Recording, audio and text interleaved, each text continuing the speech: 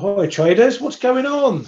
Lots of people getting ready to get in the show today. Usually you're not coming in dribs and drabs. I see the numbers ticking up, don't you worry about that, but everyone's queuing up to get in today. I don't know why, there's not a lot going on. I was going to say we'll call it quits for today and see you all tomorrow, but no, obviously there's stuff going on, lots going on, exciting stuff, lots of moves. I hope you're catching it. So let's get stuck into it. Lots to talk about today. Lots to talk about every day, isn't it? Good for us traders. Right, China. Banks are to gradually cut the mortgage rates on the back of the PBOC, giving them a shove, according to a paper out of China. These are usually, I won't call them state-sponsored, but you know, state-pushed, shall we say. So giving a hint of further easing to come from those guys. We have seen a little bit of a lift up in $1, which we'll have a look at. Finally, someone from the Bank of Japan showed up, decided to put in an appearance and give us a few comments. I've been speaking for the last week or so about how it's been radio silent from those guys, and we've had tweak expectations rising. Guess what? BOJ's Ueda said there's still some distance to sustainably achieve the 2% inflation target. The bank has been patiently maintaining easy policy. The BOJ narrative of on monetary policy won't change unless our assumption on the need to sustainably achieve the 2% target changes. So there's a later bit of context on that headline. It actually it was an answer to a direct question on whether the Bank of Japan are looking to tweak policy next week. So that comment there, all but shutting the door on a potential tweak next week. However, what does offer a chink of light is the line itself, which says the narrative on monetary policy won't change unless our assumptions change. Well, their assumptions could change at the next meeting. So that's where a chink of light comes in, because he's not going to give chapter and verse on their monetary policy decision a week before it's even happening. So a bit of a door close, but not a full door close. It's been enough to get tweakers running for the hills, as you can see there from the price action. There's been some good trading in dollar yen yesterday, a good bit of trading over the retail sales, which I'll speak about in a moment. But as you can see, Ueda coming out and talking at all has given dollar yen a bit of a leg up. We've finally broken through 139s and we're knocking on the door of 140 at the moment. So a bit of a change there. As I said, doesn't mean that the Bank of Japan can't tweak next week. The door is open a chink, but him coming out finally, someone from the BOJ finally coming out, shows that they are keeping an eye on what's going on in expectations, and perhaps he wants to just keep a few feet on the ground. That's going to change the narrative for dollar yen for now, I think, at least in the short term. We couldn't crack any further in the downside. As I mentioned yesterday, any crack under 138, I was saying would, if this level down here was going to be solid, around the 137.20s, we would look to see support coming in around 50.60. We got down to what, 70, 68, 70. So that was close enough, as Dale would say, close enough for government work. That was helped a bit by Ueda as well, though, who came out just after we made those lows and gave the price a bolt higher. So the Bank of Japan leaving things a little bit settled or unsettled for next week. Ali, I'm talking, mate. Can everyone else hear me okay? Just give me a little nudge in the comments, please. Yeah, thanks, Dave. Ali, probably your settings again, mate. Right. Japanese bank, thanks Horatio. Japanese bank Mizuho says now that the Bank of Japan is unlikely to tweak its policy amid a forward guidance focus next week. So they're not getting into the tweak mode for those guys. Coming in over to some data, and you Kiwi traders might have been keeping an eye on this one. We had some CPI numbers out from those guys, a little bit hotter on the quarter, coming in at 1.1, hotter on the year 6%, both beating expectations. Quarter-on-quarter number did dip back, as did the year-on-year number. But there's some in the market who are taking this as meaning that the RBNZ could potentially lean a bit more hawkish at their next meeting. They're firmly in pause at the moment. Let's just check the rate odds. Yeah, only pricing a 17% chance of a 25 pip hike at their 16th August meeting. Unchanged is the favourite outcome from that. But a few in the market saying, as mentioned, that may get them talking a little bit hawkish because these numbers are quarterly rather than monthly. So that's what they react to. Just going to hop back to Japan quickly because there were some soft numbers from the Tankan report. This is a big manufacturer's sentiment index. It came in at +3 versus 8 prior. That's the first decline in 6 months. Now, it is manufacturing. We know that manufacturing across the globe is not looking too rosy, so probably not too much of a surprise. But that is another data point that isn't looking too rosy in Japan. We're not talking collapses or any negative numbers, but just we were seeing a bit of a bounce in Japan's numbers. Now they're just easing back a tiny bit. Coming over to the ECB, and ECB officials apparently see communication as their toughest challenge at their rate meeting in July. And this is all about what guidance they give for whether rate hikes have got to their peak, whether they're going to do more, what inflation has done, so on and so forth. Inflation today, we've got the final numbers from the Eurozone. And a bit of surprise, uplift in the core number came in a pip higher in the revision, which puts it 2 pips higher than the May reading. So very much falling into the sticky category for the ECB. The headline CPI confirmed the drop from 6.1%, but it's all going to be about that core CPI number. That's what will be factored into their discussions, and apparently those communications are a challenge for them. Well, that's why they get paid the big bucks. So we'll wait to see what we have.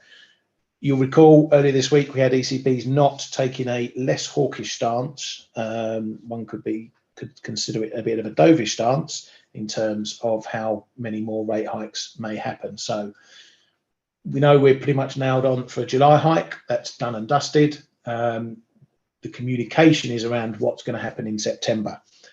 Whether we get a clear message or not is going to be a bit decisive for the euro.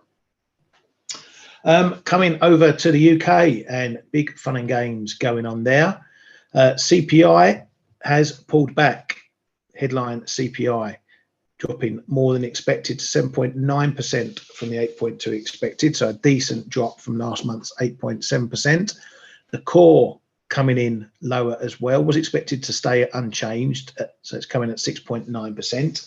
2 pips down. It's still very much in the sticky pot for me. I didn't think we would see a huge move there, or indeed in the CPI this month, but we saw a decent enough move in the headline number there. I think we've still got the case where we're going to see further falls in inflation kicking in next month, particularly mainly due to the energy price cap that came into effect at the beginning of this month. Won't be in those numbers, although I've seen some commentary blaming those numbers for this drop in CPI. I don't know how they can say that June inflation contains stuff that hasn't even happened yet, but that's me. So as far as the Bank of England is concerned, a bit of respite for them, finally seeing the numbers going the right way. That has again changed rate expectations. Literally 5 minutes after the data, we were still pricing a 58% chance of a 50 pip hike versus 42% chance of a 25. Then that has completely flipped around, and we're now pricing a 66% chance of a 25 and the 34% chance of a 50. So rate hike expectations coming down. Everyone running to the other side of the boat. Peak rate expectations have dropped like a stone. They're now under 6%. We were getting up to 6.5%, 6.75% in some of those expectations. Now we've had a bit of an extreme move the other way. I'm just waiting on who's going to be the first bank to come out and write down their BOE peak forecasts. You'll remember that they all been hiking after the prior CPI report in May. They all hiked their rate expectations, as I said, to stupid levels for some of them, and now they're going to pay the price for that, I think. So bank forecasts, which you know my view of, aren't worth the paper they're written on, are all going to be coming down again. I don't care because I was positioned for it. I hope you were positioned for it because we've been speaking here long enough about these rate expectations getting to two extreme levels, and I wanted to fight that by selling the quid, and that I did, as you guys and girls know. So where are we from here? As far as the Bank of England is concerned, I think it probably does put a 25 on the table. They may go a 50 still, because that core number is still pretty sticky. But I think if they go a 50, it will be a pause 50, not a 50 with an indication to do more. They have been caught out with these numbers. As you know, they were doing 25s and then they had to jump to a 50. So I do think if they go a 50, that'll be them done for the summer at the very least, because then they'll get the next CPI report. And if it's another low one, that'll justify them holding rates where they are, because they are very reluctant hikers.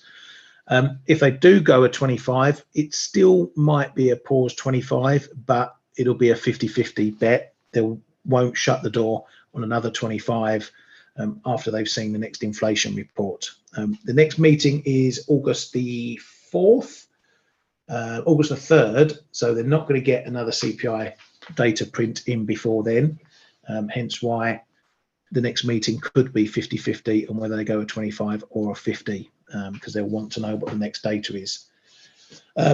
So that's my view for the Bank of England initially. I don't think they're going to get higher. Still, my top end expectation for their rate is 5.75, but that's a bit of an outlier, 5.75. I think 5.25, 5.50 is probably a reasonable call for a top, in my honest opinion. Right, coming over or going back to the US data that we got yesterday as well, because some decent data out from there too. Retail sales holding up well enough. The data delivery these days, because in the US what they've done is no one gets data on embargo anymore. What happened in the old days, your news wires like MNI, Reuters, Bloomberg, they got this data under embargo, so they get it early, they can prep their stories. As soon as the clock ticks, they hit the button and all the data populates their calendars. The US has gone against that a couple of years ago now, I think, and now everyone has to scrape it off the website as and when it drops. So what happened was we got retail sales, the main number, coming in at a soft looking 0.2% versus 0.5% expected. That was the first number to drop. Then there was a few seconds as the other numbers dropped. Then the retail control group dropped. This is like the core sales, and it came in, as you can see, a big beat of 0.6%. So this is stripping out all the, the high value stuff, autos, gas, that sort of thing. Was expected to drop minus 0.3, came in plus 0.6.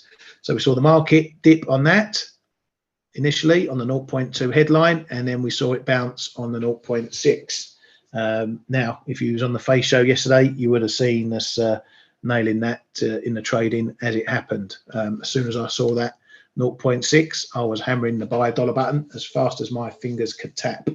And so that gave us the change around. For the dollar, particularly dollar yen, it's added onto the UADA thing as well. So it's been a bit of a double whammy for dollar yen, both from the data in the US showing soft landings, and then from UEDA knocking the yen side of things. So for the US consumer, still looking pretty good. No worries there. I've been saying I'm expecting perhaps there are some signs that there are some warning flags being waved in regards to the US consumer. I said I wasn't expecting to see it happening in this report, but I think it's something that is potentially coming over the weeks and months ahead. So I'm going to be keeping an eye on the news and the headlines, such as which we've been bringing to you this week regarding the consumer. But for now, soft landing numbers coming in from those guys, and no reason for the Fed to change its tack. Canada CPI. We did get a 2-print or a 2-handle in the headline number, 2.8%, so much softer than expected. 3% was expected, 3.4 prior. So this is another steep drop in inflation. I think this probably seals the deal for a pause from the Bank of Canada, though there's a lot of the market still thinking that we're going to get another hike from those guys. The pricing, the probability pricing, is showing that an 80% chance of leaving rates unchanged versus 20% chance of a 25 pip hike. So once again, we've seen a pull down in hike expectations. I thought they might have paused last month and they surprised with a hike, but I think this might push them firmly into a pause as well. The only thing that might not keep them in a pause is some of these core measures. Trimmed CPI came in at 3.7, beating expectations, not as big a drop from last month. The median, same thing, only dropped a pip, was expected to drop 3 pips. The other one they like to do, the common, again, only dropped a pip, was expected to drop 2 pips. So the core numbers, the same as everywhere else. As you can see, this is the BOC core as well, which did pull back a bit further, but some of the other measures still sticky. So that's probably the only thing I would say would keep them in the hiking game for now. But there's more data to see along the way from that. Industrial production in the US coming in not as, or coming in worse than expected, down 0.4%, was expected to rise 1.1%. That was year on year. In month on month, coming in the worst, minus 0.5%. Manufacturing down 0.3%. Both these were expected to come in flat, which was a bit of a surprise to me, considering what we've seen from the manufacturing PMIs in the US, all in negative territory, in contraction territory. So I think that was a bit optimistic, asking for a flat read there. Capacity utilization coming down as well. That's the amount of, how should we say it? The amount of capacities that factories operate at. You want to see a nice high number to show that there's a lot of activity. If that comes down, it's a sign that activity is lower. Again, reflective of what we've seen in the PMIs of late. So again, we've got different sectors going at different speeds. The consumer side of things looking okay. Manufacturing is still looking poor. We get the next round of PMIs, I think, kicking off next week. We get the Philly Fed tomorrow. The Empire on Monday was a positive number. So let's see if there's maybe a little bit of a bounce in manufacturing from those points, those data points, and then we'll see whether they're dead cat bounces or not. As for the Fed and rate expectations, we are now 96% probability of a 25 pip hike versus 4% unchanged. We have had further drawdowns in expectations for the second hike that was meant to come, and expectations are increasing for cuts in 2024. So we've got a little bit of a shift going on in that side of things.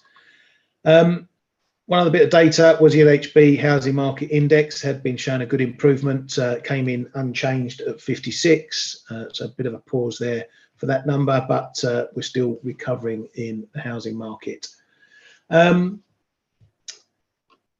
Over to earnings, and more banks and financials were out yesterday, all pretty much beating expectations. No problems there, solid numbers coming through. That's keeping obviously stocks well supported because there's no problems from the banks there.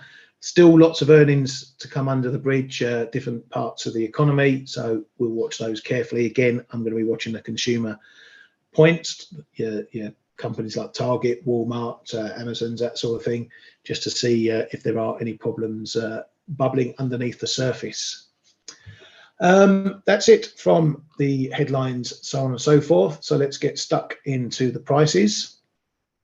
Horatio, hold short the pound till the August meeting. Yeah, I'm going to keep my shorts in euro sterling. So I don't know, why don't we start there?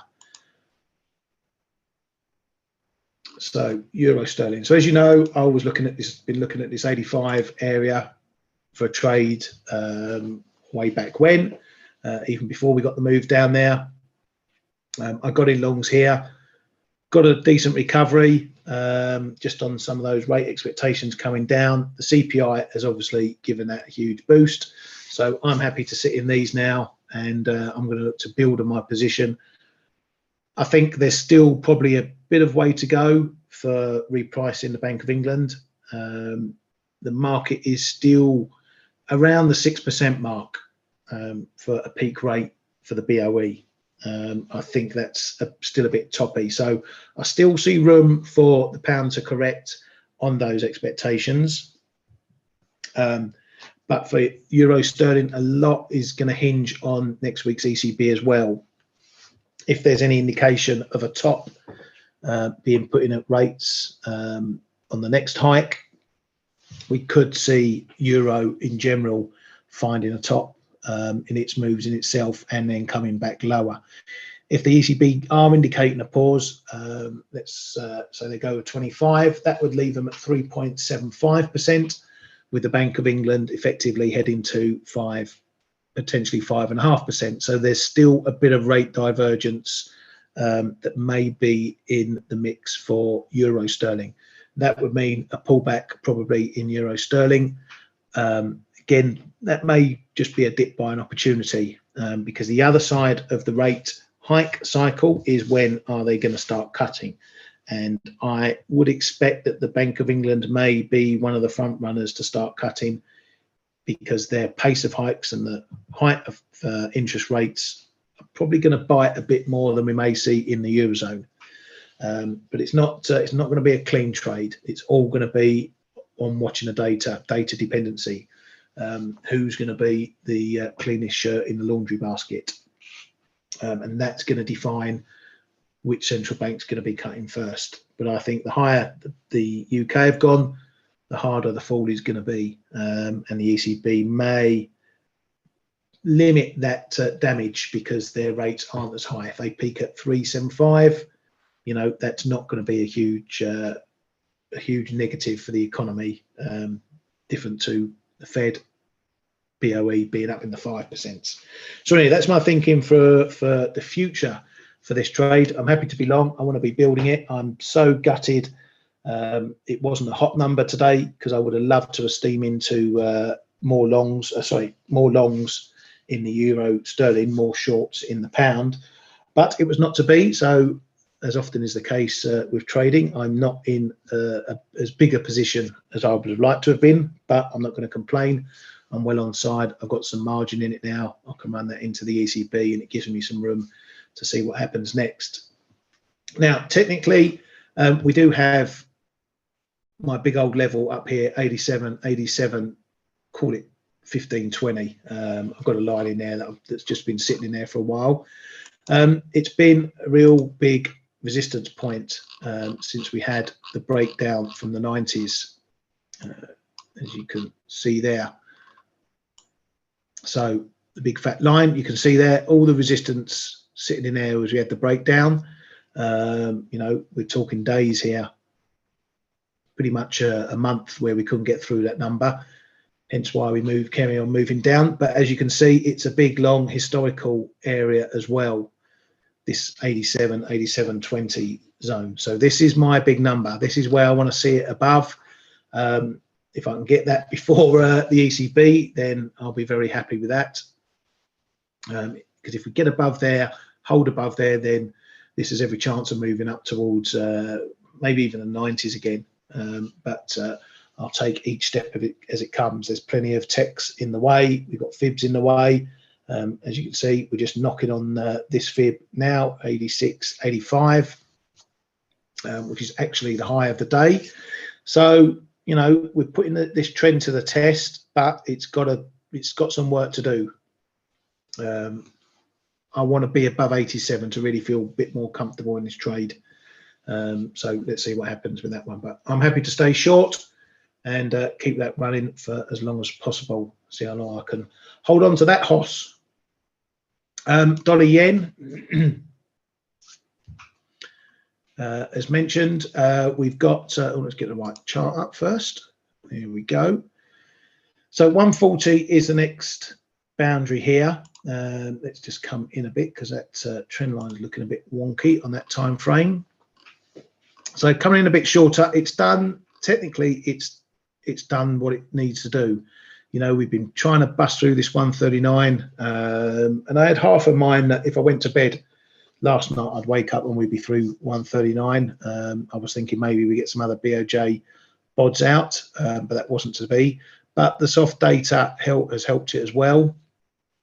But it's doing what it needs to do. It's now holding above this zone, holding above this 139 and above this fib. So it's broken and now it's finding support. So technically, that's exactly what you want to see from a break. You want to see the broken level holding, and it's done so over several hours, and we're kicking on higher. We did have this short-term trend line in, which we held below for a while. We've now broken it. Again, looking at the short term, I want to see this becoming support. There's some indications it might be. I want to see a proper test of it and a proper hold. If we get that, keeps the momentum going for buyers here. Now, as I said yesterday, during F.A.C.E. or after the Ueda comments, what Ueda has done is now he's put some doubt into the mind of sellers. So all those who were thinking that the Bank of Japan were going to tweak are now having to reassess their thinking. The break of 139 has accelerated. This is where the sellers were all parked up and happy to hit rallies, but now they've got something to think about. Does it mean we're going all the way back to 142? I don't know. I think we're probably going to get a bit more upside in this, at least in the short term, just as more of those tweakers throw in the towel. But, you know, if you get the next round of decent data from the US, it could all change. But I think now we've flipped from rally selling to dip buying. So the light switch has changed. So I think if you're looking at this one, whereas everyone was trying to catch a knife on the way down here, now everyone is going to try and be picking tops on the way back up. I think you want to be looking more at the dip buys. You don't have to put a lot of money on the table, pick your levels. You know, if you want to trade off this trend line, go ahead. But, you know, 10, 15 pips below, the trade's likely wrong. So you don't need to risk a lot trying to go with the trend. If you want to fight it, again, you know, pick your spots. If you want to trade into 140, go right ahead. But, you know, 140, 15, 20, the trade is probably wrong. So you don't need to give it a lot.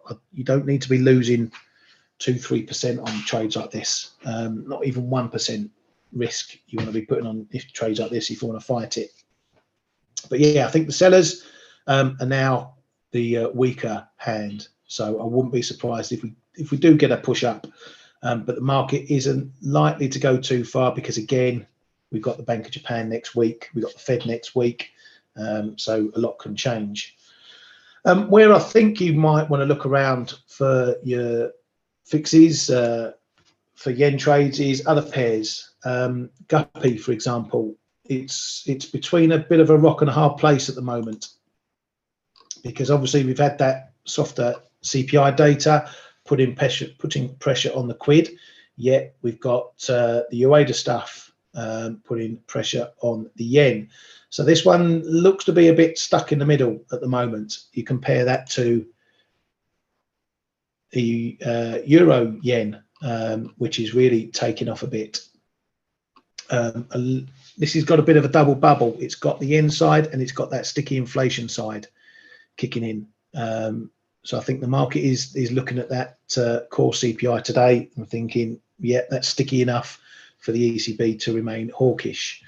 So it's a bit of a tale of two cities between the two. I think if you wanted a quick Bank of Japan trade, if we get this down, guppy, down to this low here, down to the fib again, on further pound weakness, I think that might be a potentially good quick trade for the Bank of Japan. If they don't tweak, if they remain unchanged, we'll probably get a decent rally in that as we move from one central bank to the other. What it does after that is open to question. I think if you manage to get something in here, if the trade worked, you got a long in here, you got a Bank of Japan unchanged move up to 182. I think that's a sort of area you might want to think about getting out. That'll be a nice 260 pips odd, and that's nothing to be sniffed at. So what I like to do is, when I'm trading between the central banks, see where each one leaves a price. So at the moment, I think this one's a bit in limbo, but if we get a move down on the pound side, I think that might be a good fade for the Bank of Japan. Euro yen, it looks a bit different. What you want to see is going into the Bank of Japan, doesn't unchanged, take out that high. If we get an unchanged number and it doesn't take out that high, that's of course if we haven't broken that high already, then that gives you a bit of conviction to say, right, well, this one's putting up a solid fight up here. That's potentially where you're going to try and fade that particular move. So it's all about looking at matching off the countries, matching off the central banks against each other, knowing what one is doing versus another. You know, we can have a look at Aussie yen. Looks a bit similar to guppy. You know, we've had the move up, we've had a move down. It's just hovering around in there. Hasn't had much of a upside move on you either, because as we know, the Aussie dollar is looking a bit weaker again. So it's the pull and push between the two different currencies. That's finding resistance once again up around this zone. We've had this move up here last week up to close to the 69s. You know, that's pretty solid now. It is looking like a decent double top. 67 is going to be your level below here. We do have some smaller lines, 67.40, which is a bit of an on-off support and resistance zone as the price moved around. But 67 is the main support level for me down below. So again, if you're trading the yen, keep an eye on what Aussie dollar's doing in this one. Let's have a look at some of your questions. Pivot zone, that back to 2016 a week. Was you talking about that euro sterling, Gav? That 87 level? Yeah, it's a. I think that's the one you're talking about. It is a big old. Yeah, you can see. Look at that, all the way back 2016. I think it goes back even further. It's a bit messier back here, but as you can see there, 2016. You know, that 87.20 handle, one of those big numbers. These are sort of numbers you always have on your charts. You never take them off because historically they happen time and time again. And that's a bit like the level I've been pointing out in euro dollar, the 115.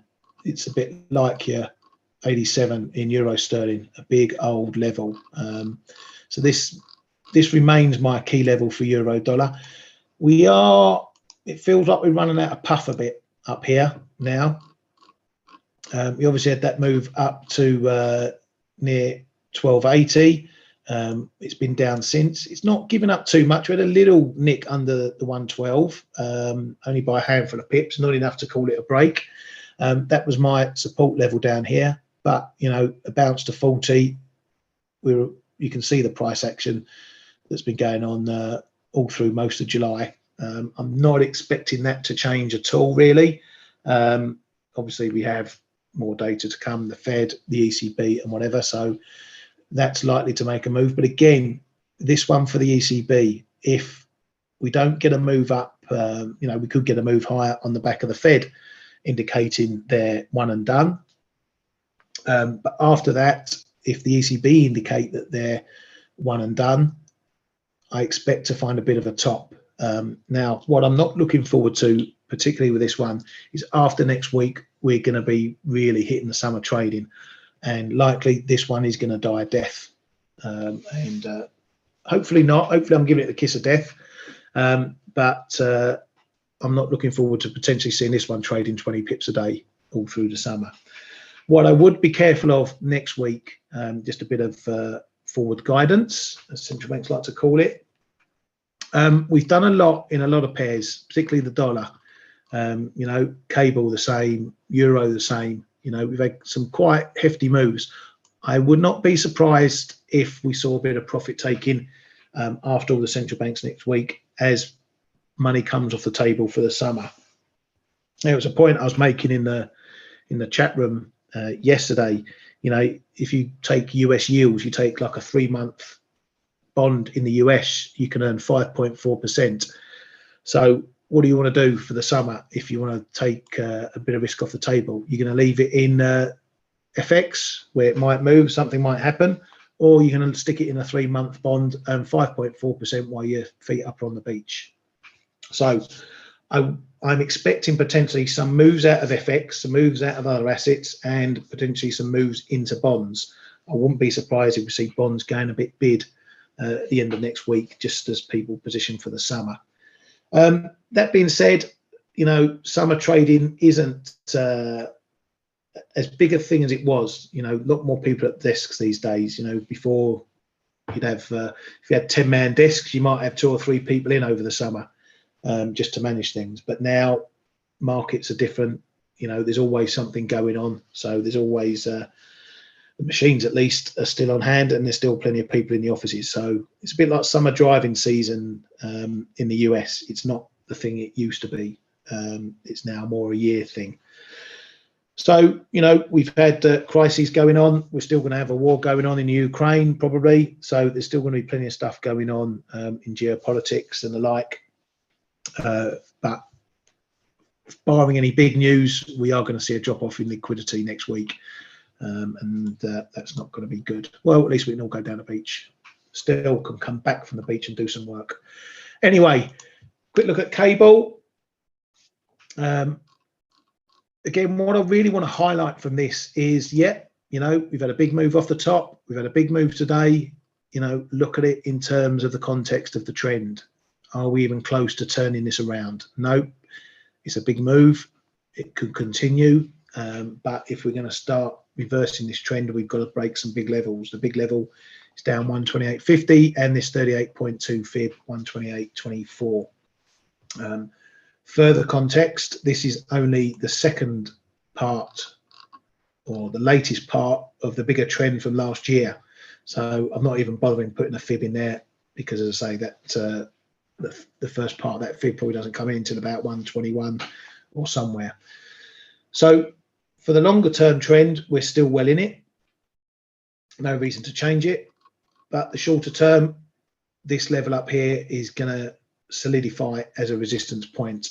We're bouncing very weakly at the moment. The next level for me is going to be around 129 before we hit that big level down at 128.5, 128.24. I'm going to be expecting 130, 130.15 now to be the main resistance area.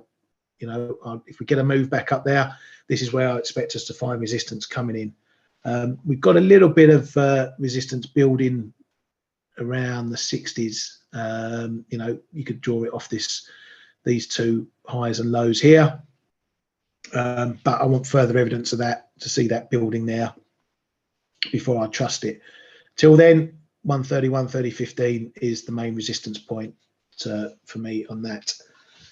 Let's have a look. What else you got going on? Ali says everyone is watching the dollar size. What about the euro fundamentals, so on and so forth? Well, as I've just explained in the euro, when I think about that, it's all about the data. It's all about what the ECB deliver next week.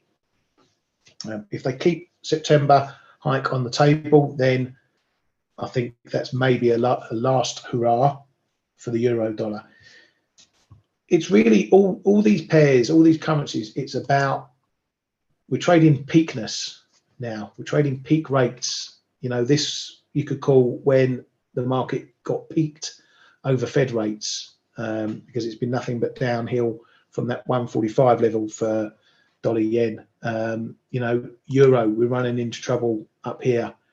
Cable, this is probably peakness now after we've had that CPI number. So this is, a lot of this is all rising bank BOE expectations. You know, the same for euro sterling. The move down we got all through May. So it really started, where am I going? It really started here back in May. This was all pretty much Bank of England expectations driving this lower. Got a few bounces on the data, on the ECB and whatnot. Still, we were pricing the Bank of England. This is when it was getting really excessive. Hence why I wanted to scratch that itch and short the quid. So we're at peak mode now in markets, and the data is going to tell us, or tell the market, are they right to say we're at a top in rates? And if we're at a top in rates, well, the next direction for a lot of people is down, and that's going to be the game we're going to play for the rest of the year. Hence why us and everyone else is data dependent. Okay, Ali, let's have a quick look at the old gold. So a bit of a break on here. Finally resolved this 60 area. Even managed to get up to that to near that 1985-86 zone as well. I was moaning yesterday that this was looking a bit grindy. We weren't dipping that far, but we weren't really looking like we wanted to make a new high. Well, we've had a little bit of a blowout. We cleared some of these previous highs, and now maybe we're holding them as resistance. As support. So technically, it's doing what you would want it to do. Sorry, let's go into. Let's see. So some of these highs up here, I was looking at, not for anything to say this is where the move's going to stop, but this is where you might get a bit of traffic. And as you can see in there, we did get a bit of traffic, but we're holding the tops of those highs now. So what do you want to do? If you think it's going to 2000, is it ready for 2000 break? You know, it could well be, but if it's going to break 2000, first it's got to get through 1986. If it can't go through 1986, 1985, 1986, it's not going to 2000. So if you weren't in on any part of this, it's a bit difficult to buy it here. Maybe if you've got a retest down to the 60s and it holds, that might give you a bit of a springboard to get into longs if you missed it, and maybe get a run up to the 2000s. You obviously wanted to have been trading that break, but we can't trade backwards. So if you're looking for, if you're in it, good, you've got some support. Technically, it's doing what it should do. If you start breaking back under some of these levels, then maybe it's not going to get to your 2000s. But while it technically holds and finds support on the moves higher, gives you every chance of getting a run to 2000. That's obviously going to be a big psychological level once again. So wouldn't be surprised to see resistance coming in around 95s, somewhere like that.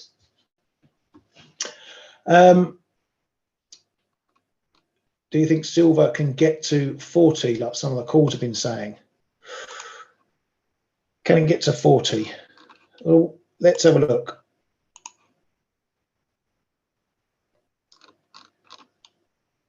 Right, well, we're going back to 2000 and it just about got to 30. So can it get to 40? Of course it can. Does it have a chance of getting to 40?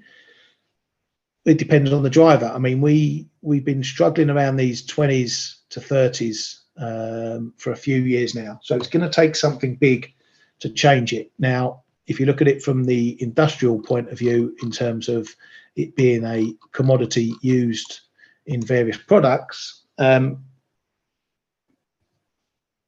the market or the environment at the moment, the fundamentals say that manufacturing is very weak, China's very weak.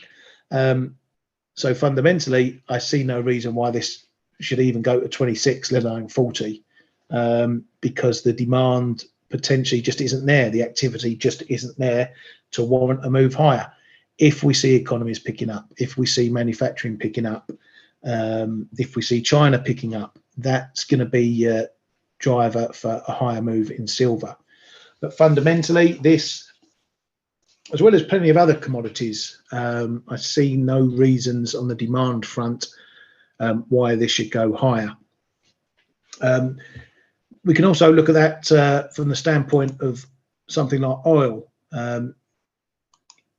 You know, there's been some headlines floating around that the demand supply gap has been closing.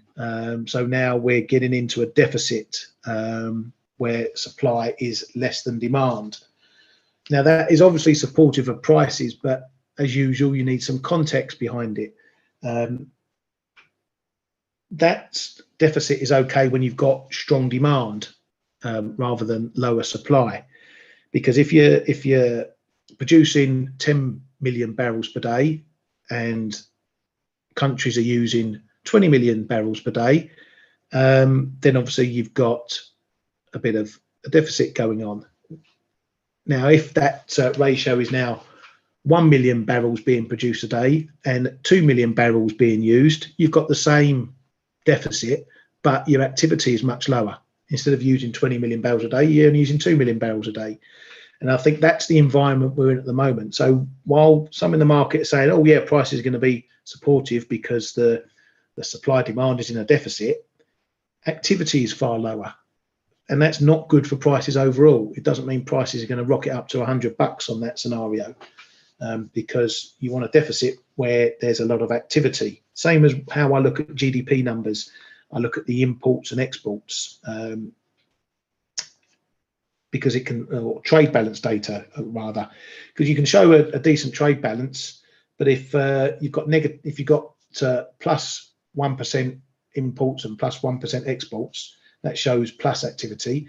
You can have a better trade balance, but both are negative numbers, and overall that shows that there's negative activity in the economy. So the same thing for oil, same thing for the supply and demand in things like silver. It's all about how much is being used, not whether it's in a deficit or a surplus. So back to silver, and I know Still will be back next week, and maybe Cayman as well. So I know they'll dig into silver and let you know what they're thinking about that. But for now, it's trading the levels. You know what you need to do. 24.5 is your support area.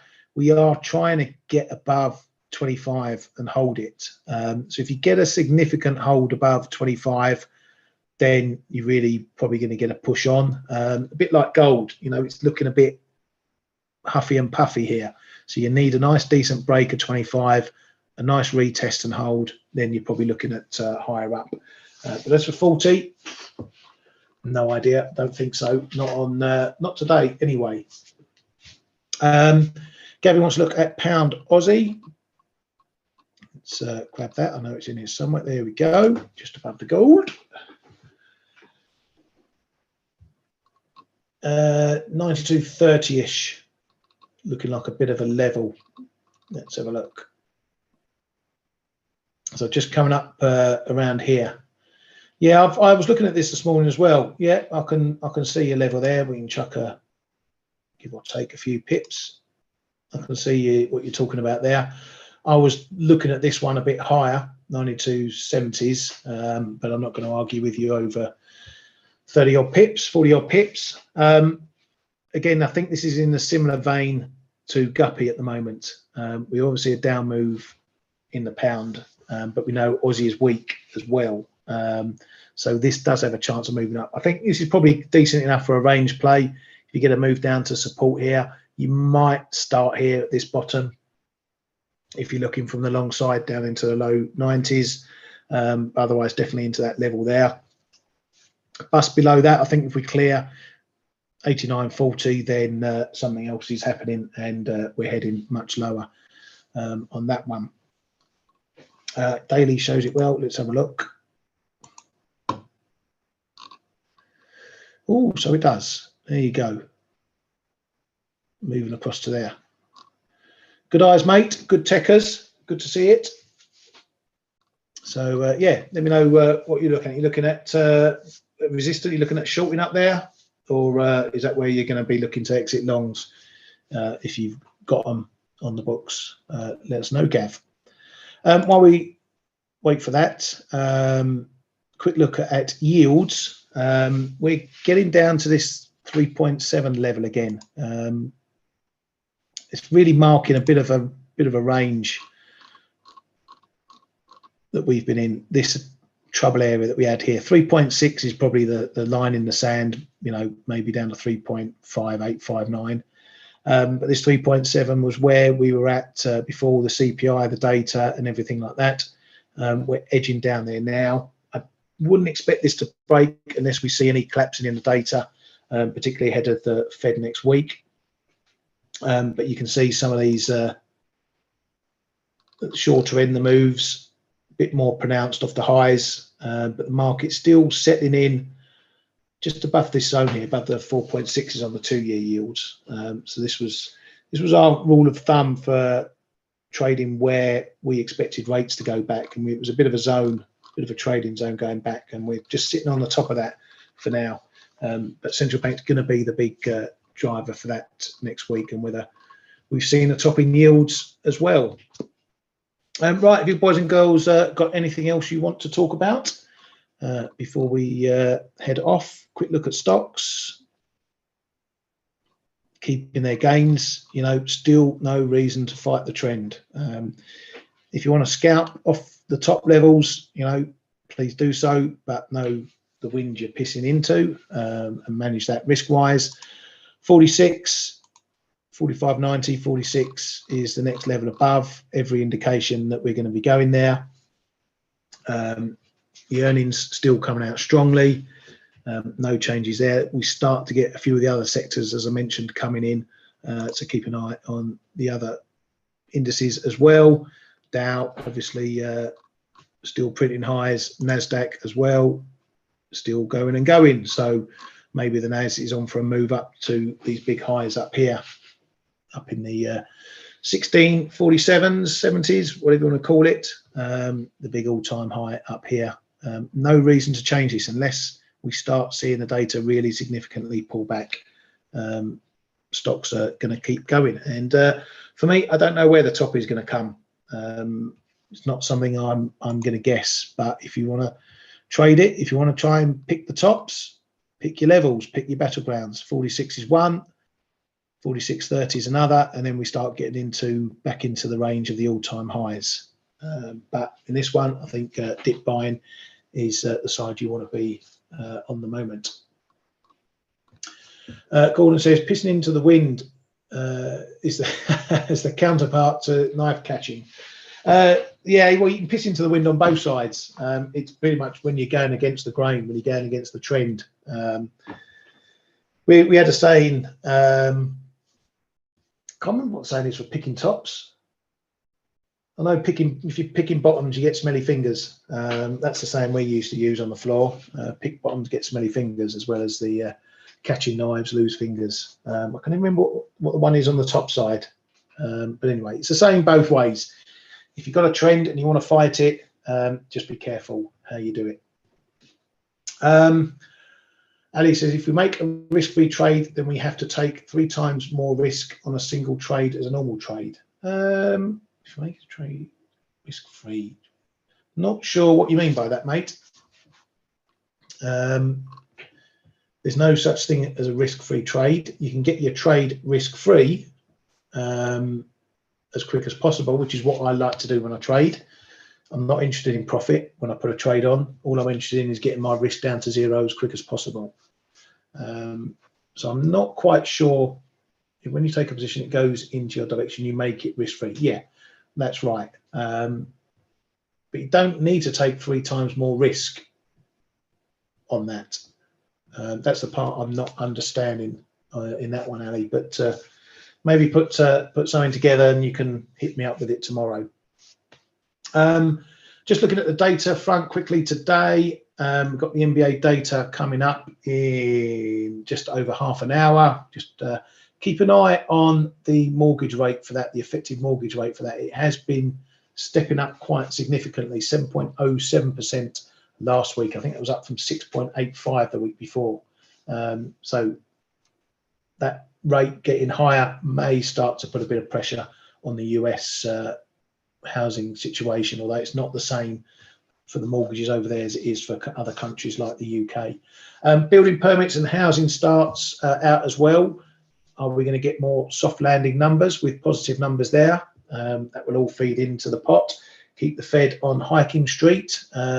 Probably will add to dollar yen rallying. The last couple of weeks, the dollar's been hit pretty much after every strong data point. Now that might have changed, so we might see the dollar rallying and it being sustained. So just watch out when you get these changes in markets moves. You got to know when to switch with it. So what was working last week, what was working yesterday, may not work today. I think we've had a bit of a light switch moment. That's it for me, folks. Stay safe, trade well. Do check us out in the chat room if you haven't already. Horatio, thank you for your kind words. Yes, these webinars are free. If they're that amazing, I can always charge you for them, but be careful what you wish for. You may not have known us about before, but you certainly know about us now. So spread the word. You know, you can come and join us in the community. You know how to find us. If you think we do a lot on these webinars, wait to see what we do in the chat room. Anyway, that's it for me. Have a great day.